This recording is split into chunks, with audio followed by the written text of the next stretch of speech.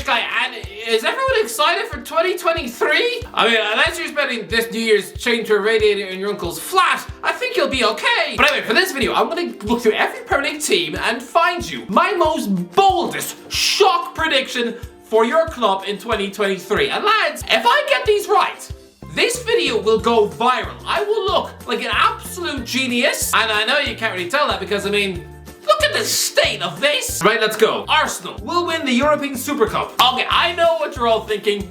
You're judging me right now. Right now, you're all bearing a Judge Judy smirk and deciding that, yes, this Irish buffoon has once again spent the morning drinking eggnog through a straw in his ear because of Arsenal winning the European Super Cup. Arsenal? The club have been physically allergic to European success? Yeah, okay, I'm sorry. I do realize that this makes me sound like someone who's got mashed banana between the ears, but come on, the Gunners are a winning machine this season. They are Champions League material, so they just have to win the Europa League. If they don't, at the very least, reach the final, I'll do an entire video with melted ice cream in my hair. Not only will Mikel Arteta get his Arsenal boys to win the Europa League, but we've seen this man's record in one-off cup finals. I mean, he won the FA Cup final against Chelsea, he beat Liverpool in the Community Shield, and he'll win the European Super Cup too against, I don't know, Bayern Munich or PSG. I mean, sometimes the underdogs from the Europa League win the Super Cup. Christ, well, Zenit St. Petersburg beat Man United in 2008, Sevilla beat Barcelona 3-0 in 2006, and Atletico Madrid have won 3 Super Cups since 2010. It happens! Aston Villa will sack Unai Emery.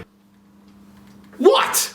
Don't look at me like that! I realise forecasting that Aston Villa are going to dump a serial winner like Unai Emery. Yeah, I mean, it's a bit like listening to a weatherman who tells you that it's soon going to start raining poo. Yeah, I mean, unless you've got Danny DeVito eating a jar of laxatives in a hot air balloon, I don't think you'll need the steel umbrellas yet. But trust me, Aston Villa are commitment freaks. They usually just dump and run once the relationship hits the 1-year mark. I mean, just ask Stevie G. Honestly, they're like that paranoid loner who usually dumps their newlywed wife for something innocuous like, I don't know, her spilling tea on the carpet or accidentally running over their mum. And similarly, Emery, yes, he is a brilliant coach on the continent, you know, in France, Spain, European football, but he's already failed in England with Arsenal. I mean, whether it's the language barrier, the physical style of football, or the fact that he just hates fish and chips, Emery and the Premier League are just not a good fit. I know Villa fans right now would gladly slurp Cheerios out of their grandma's belly button to keep Emery at the club, but trust me, he hasn't even had the new manager bounce, and he's wanting to sign João Felix, but would instead wind up with Timu Pukki for 8 million quid. The results will fall off a cliff, and when Villa are rotting 16th in the league by Halloween, you're damn right that an expensive Emery is going to be stuffed in a cheap taxi that stinks of cheese and replaced with, I don't know, Bruno Lage? Bournemouth will go 10 games without a win. I know Gary O'Neill started well as Bournemouth coach, but I'm sorry. We are about to see all of that fall off a cliff in 2023. We are going to look back at the moment where this board was sniffing on Marcelo Bielsa, only to decide that no, but instead just trust the rookie intern who 6 months ago was probably just making the coffee and washing the quarter flags. Yeah, we're going to look at that decision as the one which sent them down. Bournemouth will be like Wimbledon were in League One last season. Sure, 6 wins by Christmas, not bad, but they didn't win any of the last 27 league games and went down. Now, I don't think the Bournemouth will be that incompetently hideous, but I do think that watching them play in the spring will be about as entertaining as watching a cow eat its own feet. Yeah, from Brighton away on the 4th of February to April 22nd against West Ham, 10 games, no wins. I mean, this doesn't even feel that bold.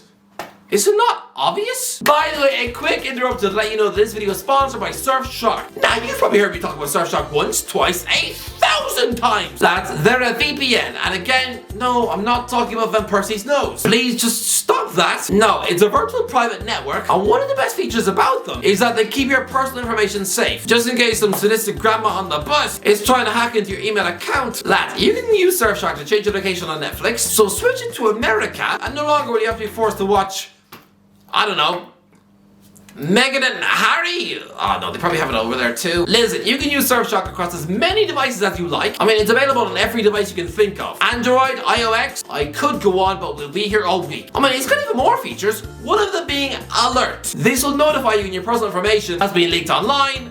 That will save your life. Anyway, they're giving everyone who watches this video a huge 85% off and 3 months free when you use the code irishguy10. Lads, link in the description.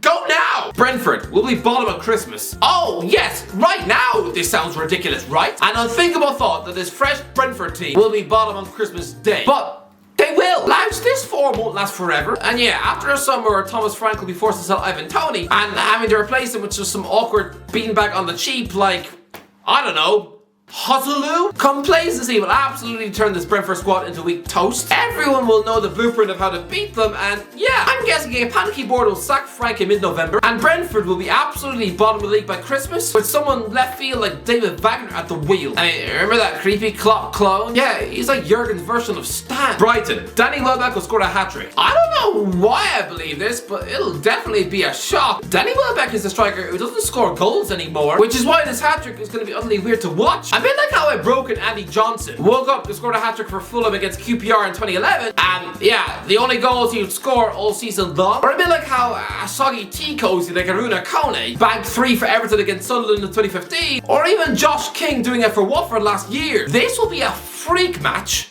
and we'll all remember it. Christ lads, Chris Wood is a bang average telephone box, and even he bagged the Premier League hat-trick 18 months ago. So yeah, Welbeck, he's only ever scored 1 treble in his life against Galatasaray in the Champions League 8 years ago. But just watch, I'm not sure who against, but at some point in 2023, that guy Welbs is scoring 3 in 1 match. Revisit this in a year. I would look like I got brains bigger than a pie. Chelsea will sack Graham Potter. Well, this is obvious. Graham Potter is a wet weasel of a coach who couldn't inspire authority in a quiet nursing home. Never mind the Chelsea dressing room. Lads, this is going to be Chelsea's very own version of Man United's David Moyes. Is anyone really going to take seriously the opinions of a fella who used to coach university teams where all the players just lived on a diet of cheese puffs and Jaeger bombs? Potter will absolutely be out the door by September. This is going to be an ugly year in the job for the guy. He's going to be a Stamford Bridge disaster. This will ruin his career, trust me. If Potter is still in the Chelsea job this time next year, I will not only take a bath in milk this time, oh no, let's make it a swimming pool filled with milk. Just you watch. Crystal Palace, Zaha will not score another goal. Wilfried Zaha has scored 89 goals for Crystal Palace. I mean, it's almost rude of him not to stick around long enough to hit the 100 goal mark, right? I mean, Zaha is only 18 goals away from being Crystal Palace's record goal scorer. Not bad for a winger who actually quit the club aged 20, but he won't do it. His contract's up in the summer, and I promise you, this is his last ever transfer window as a Crystal Palace player. He is gone. This man is not signing a new deal.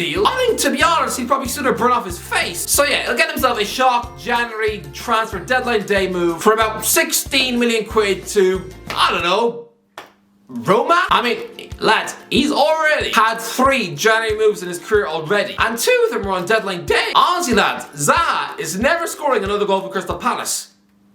Ever. Everton will lose a game 8-0. This is going to be sad to watch. To see a dignified pioneer of the Premier League be embarrassed this way, honestly, it'd be like watching a Hollywood great like Robert De Niro forced at gunpoint to French kiss his dog at the beach. But lads, when we see record league defeats in the league, who are the victims? It's not actually teams about to get relegated. No, it's the floating stale clubs with no purpose or direction. I mean, a team who will get relegated soon, but not yet. It's those clubs just sleepwalking through mediocrity who usually get a Will Smith slap in the face. I'll prove it. Wigan lost 8-0 to Chelsea in 2010. They got relegated 3 years later. Aston Villa lost 8-0 to Chelsea in 2012. They got relegated 3 years later. Sunderland lose 8-0 to Southampton in 2014. They get relegated 3 years later. It takes 3 years for the Premier League to finally get rid of a team who lose by 8. Honestly, they're like that poo that won't flush, or that drunken lout who refuses to leave the club. Everton are exactly what Aston Villa were like in 2012. Just a zombie club. A team literally doing the bare minimum to survive. Honestly, looking at Villa in 2012 was probably like staring into the eyes of anyone married to Adele. I can't imagine it's a barrel of laughs. So yeah, Everton are the perfect, unsuspecting, moldy, dead club who they will lose 8-0 this year and then get relegated in 2026. Fulham will win at the Etihad. Every season, a surprise team wins at the Etihad. And that's Fulham of history at this ground. Remember when they were mathematically dead and buried? Relegated at half-time 2008, only to come from 2-0 down to win? Similarly, next season, I think Marco Silva's men will just catch City on a bad day. They'll be spirited, dig in, be brave, and yeah, just like Crystal Palace last season, I reckon they'll nick a famous win. And yes, it will be famous because they haven't beaten City at all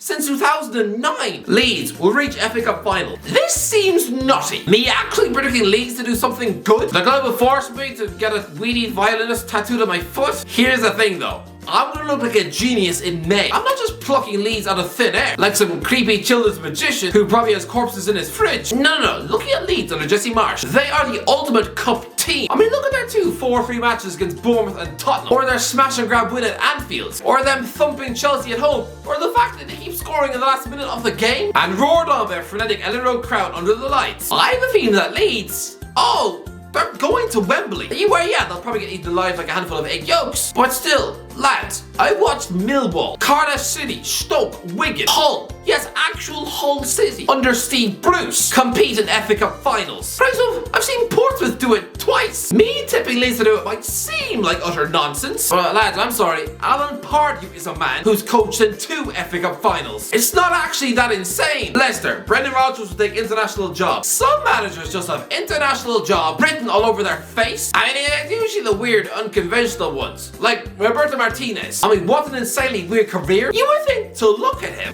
he must be like Arteta or Guardiola, someone who came through Barcelona's academy. No, instead, he was just a Spanish gargoyle for Wigan and Motherwell. And as a manager, he was someone who actually lost 9-1 and 8-0 in the same season in the Premier League. And not only did he keep his job, but he went on to get that same team to win the FA Cup before getting relegated the next week. That is a weird CV. So bizarre. So to see him choosing to spend his 40s coaching Belgium, a country he has zero connection to, yes, it was odd. And similarly, Rodgers also had a nothing playing career, and he spent his 20s backpacking across Europe before just making coffee for Jose Mourinho, and yeah, was soon getting sacked as Reading boss just 5 years before he nearly won the Premier League with Liverpool. I mean, how can the guy be coaching at the Bernabeu? The same season he conceded 6 at Stoke? Yes, another weird CV. I mean, lads, Ralph Rangnick is the epitome of weird hipster coach, and he's managing Austria. Yes, Rodgers will quit Leicester by mutual consent to take an international management job, and it'll be something like agreeing to coach Wales after Rob Page gets the sack. I mean, he's a former Swansea coach, so at least there's some connection, right? Or if not Wales, then something even weirder like maybe Sweden or Denmark. I mean, Roy Hodgson coaches Scandinavia. Trust me, Rodgers will coach a Euro 2024. Liverpool will not sign Jude Bellingham. Liverpool fans are convinced they're signing Jude Bellingham, right? I mean, there's one fan in particular who believes this so much, he's close to popping a blood vessel in his head. I mean, this channel, God love him, have put up a full 50 videos about Jude Bellingham inside the last 6 months. I mean, that is such an obsession. I'm guessing these guys won't be happy until they've got poor old Jude tied to a mattress in the basement underneath the stairs. I mean, they're excited. Liverpool fans, they want Jude. And they want him now. I'm gonna say this, I don't think he'll buy him. Yes, some transfers just seem nailed on. For example, 2 years ago, it was Erling Haaland to Chelsea. This year, it was Cody Gakpo to Man United. It doesn't always work out that way. I think with Liverpool's ownership chaos, who is really gonna sanction a mind-blowing £100 million bid? No, this transfer, it's too huge. It's too monstrous. It'll be Real Madrid signing Bellingham next summer. I'm sorry. Liverpool fans are probably weeping into their cereal, but this is just too big a transfer for you to conduct. For the same reason you didn't buy Erling Haaland from Monaco, this is a similar transfer, same result. Bellingham, he's going to Madrid. Honestly, if he winds up at Anfield in 2023, I'll get his face tattooed on my hand. Man City, Haaland will go 7 games without a goal. I mean, this is unheard of, right? To say that Erling Haaland will go 7 games without a goal, you all think I'm insane. But I'm sorry, isn't he due a drought? Haaland has been electric this season, but don't pretend like we haven't all witnessed him have arguably the most anonymous performance in Premier League history. Against Bournemouth in August, he touched the ball 8 times. I mean, Romelu Lukaku did that in a match last season, and you were all comparing him to a puncture-beat bag. Haaland will go on a horrible 2-month run, probably towards the end of the year, when he's exhausted in the Christmas months. Just trust me, just watch. 7 games without a goal. It's happening. Man United will sack another player. Manchester United don't sack players regularly. Sure, I mean, they just sacked Cristiano Ronaldo, but I mean, the last one was Roy Keane 17 years ago. But as we're about to watch this club sack 2 high-profile stars in 2 consecutive years, I promise you, I just have a funny feeling. I mean, will it be Luke Shaw getting sacked after being caught weeing on sandcastles at the beach? Will Anthony Elanga be shown the door after being caught sleeping with Ten Hag's wife? Yes, I know, right now it's like playing a big game of Cluedo. Who will it be? Who knows? But I promise you, one Manchester United megastar is getting sacked in 2023. And if they don't, I will do an entire video buried up to my neck at a local beach. In December. Oh, won't that be fun? Newcastle will win away game 10-0. Imagine me predicting this a year ago, when Newcastle were a defensive nuggets, rotting away under Steve Bruce, a team who were too scared to even have a shot at goal. And now, I predicted them to set a Premier League record, and not just being the first team to win a game 10-0, but to do it away from home. I mean, not Man City, Newcastle. Have I just drank a litre of wine through my nose? But lads, Newcastle already have. Oh, they score a lot of goals, and especially away from home. Lads, this is Eddie Ball. Plays him up as Bournemouth coach. This is a guy who travelled to Blackpool and won by 6 goals to 1. And just 2 months earlier, he travelled to Birmingham City and won by 8. Yes, an 8-0 win. And guess what? Callum Wilson scored. I mean, so too did Matt Ritchie, but I mean, to be fair, it's 8 years later. And I think I would sooner rather eat undercooked donkey legs than let him squirm his way onto the pitch. But lads, at some point in 2023, Newcastle will click and being roared on by a crazy away support. They are going to viciously annihilate a team on the break. Someone will get sent off, and honestly lads, Newcastle will run riot. I'm calling it 10-0. Whoever the opposition are, I mean, not only will the home fans boo, but they'll be so incensed after 5 PM, they'll probably have to resist kicking pigeons in the park. 10-0, it's coming. Just you watch. Nottingham Forest will hire Sean Dyche. This is obvious, right? It doesn't matter whether or not they do stay up. Whatever division Nottingham Forest are in, if they start next season poorly, oh, poor old Steve Cooper might as well start clearing out his desk and applying for jobs at Burger King, because he'll be gone. And lads, the most obvious glaring choice is Sean Dyche. The man is out of work, he lives in the town, he attends Forest games. I mean, come on, how is he not already in charge? I'm guessing even now, when Cooper sees him sitting in the Forest crowd, he must feel like an insecure husband who sees that beefcake from the gym peering through his wife's bedroom window. Trust me lads, revisit this in December, and I promise you, Dyche will have the Forest job. Southampton, Nathan Jones will still be here at Christmas. Okay, this already seems bold, considering Nathan Jones is bottom of the league with Southampton, has had no new manager bounce, seems to have the tactics of a shoe, and all the Saints fans already want him sacked. I mean, he's a guy who clearly can't do it outside of Luton Town. Don't forget, he also miserably failed at Stoke, but I also think that this current Southampton board have all the backbone of that Nerlough School of Rock. I mean, Ralph Hasenhuttl lost 2 games by 9 goals, and still kept his job, at least 2 years longer than he should. Southampton hates sacking people, so I promise you, Southampton could be 19th in the championship by next December. And lads, Jones will still be in a job. Tottenham, Antonio Conte will quit. Okay, this probably isn't even that much of a shock, but lads, in an era where managers never, ever quit or resign anymore, instead just choosing to continue to stay put in an unhappy job until they get their payoff for getting sacked. I mean, isn't that the job description of Steve Bruce? If there was no such thing as compensation, Bruce would have quit Newcastle the first time someone called him a cabbage head. So yeah, in a world where managers no longer ever really resign, I think Conte is different, and he will. In May, West Ham will sack David Moyes. It seems unbelievable that West Ham would sack a man who just took them to within an inch of a Europa League final. But I'm sorry, short memories. And his name, David Moyes, really a sexy enough one for the West Ham owners to want to keep. Lads, West Ham are having a sluggish season, and I'm predicting that they're going to start next season badly too. The fans will get on top of Moyes, and yeah, I promise you, he's getting sacked before Halloween. Wolves will sign a Champions League winner. Wolves remind me of what Stoke City used to be, trying their luck by getting big luxury names in football. Former esteemed greats who are now over the hill, essentially copying Jake Paul's boxing list. I mean, Wolves have already signed Diego Costa. No idea why. But yeah, with Jorge Mendes pulling the strings, I promise you, Wolves will sign someone this year who has won the Champions League in the past. If I had to pick one, then either Pedro or James Rodriguez. Who are we kidding? It's probably going to be Curtis Jones. Anyway, that's what do you think? Let me know in the comments below. Give me your one bold prediction that you think is going to happen to your club in 2023. Let me know in the comments. If you enjoyed the video, don't forget to like, subscribe as always. I'll talk to you in a while.